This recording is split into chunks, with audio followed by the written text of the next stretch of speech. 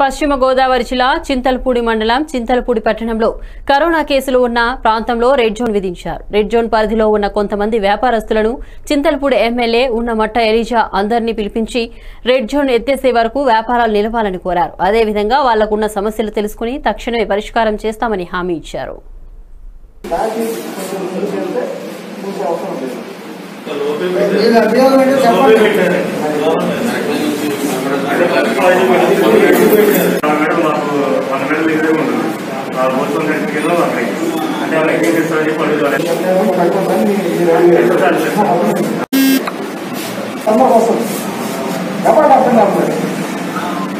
మీరంటే మీ వ్యాపారం